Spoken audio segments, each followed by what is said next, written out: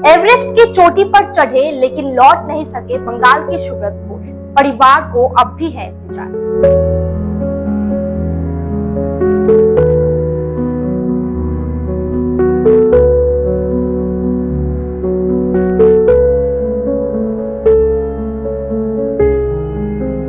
नमस्कार, मैं हूं आपके साथ अंकिता और आप देख रहे हैं एसके लाइव।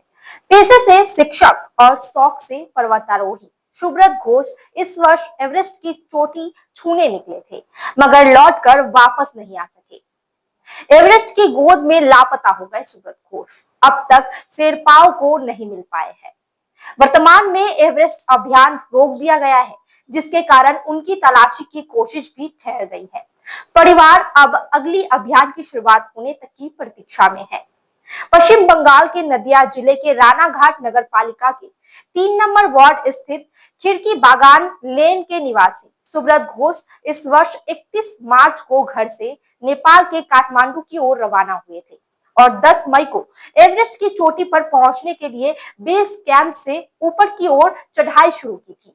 उनकी चचेरी बहन सुमित्रा देवनाथ, जो इस अभियान में उनके साथ थी, उन्होंने बताया कि 10 मई को अभियान आखिरी बार सुब्रत को देखा गया था और 12 मई को वॉकी टॉकी से उनसे आखिरी बार बातचीत हुई थी।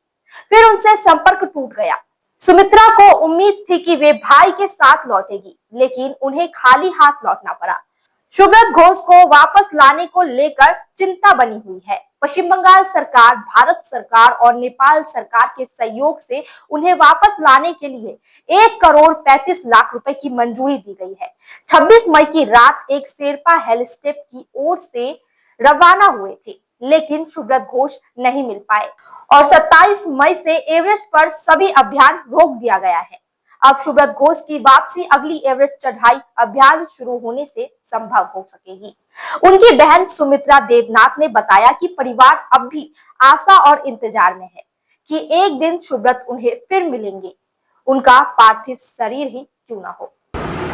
एक्चुअली भाइয়ের সঙ্গে আমার যে মাউন্টেনিং জার্নি পুরোটাই একসঙ্গে, বরং বলা যায় ভাইয়ের সঙ্গে আমার হচ্ছে পাহাড় চড়ার হাতে খড়ি।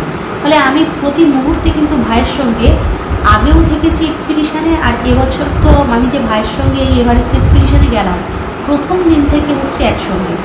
ফলে আমি কোনো দিন একটা মুহূর্তের জন্য ভাইকে হচ্ছে দুর্বল, অসুস্থ কিচ্ছু দেখিনি।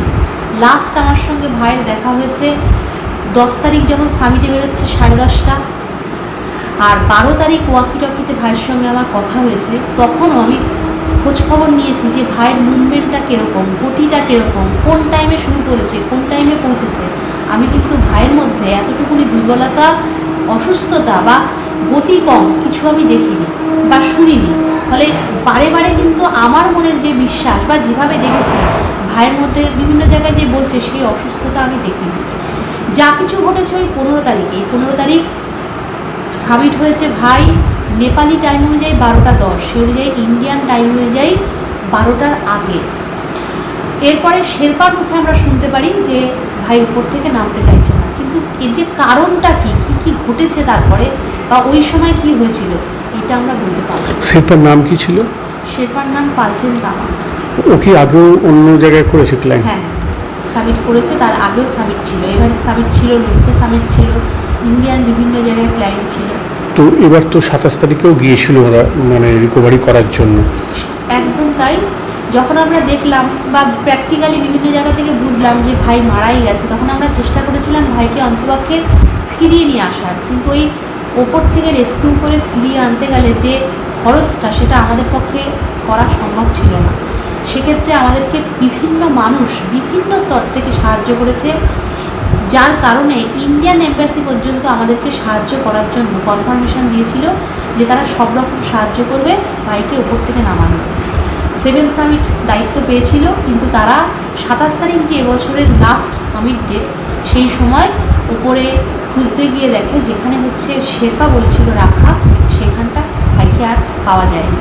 ফলে সেই অনুযায়ী এভারেস্টের এক্সপিডিশান এবছর বন্ধ হয়ে গেছে, কিন্তু আমরা ভারত ইন্ডিয়ান এম্বাসির কাছে প্রার্থনা অ্যাপ্লিকেশন করে এসেছি সামনের বছর আবার যখন শুরু হবে তখন একইভাবে যাতে সার্চ অ্যান্ড রেস্কিউ বা ভাইকে খুঁজে পেলে নামানোর ব্যবস্থা আমাদের কাছে দেওয়ার ব্যবস্থা তারা করেন, তারা সেই আর্জিটা মেনে নিয়েছে। আপনার নাম? সুমিত্রা দেব। শিলিগুড়িতে নিউ বৈশাখী মেলা 2025 শুরু হয়েছে 7ই মে থেকে। জায়গা ইন্দিরা গান্ধী ময়দান নিয়ার চেকপোস্ট শিলিগুড়ি। সময় বিকেল 3টে থেকে রাত 9:30 পর্যন্ত।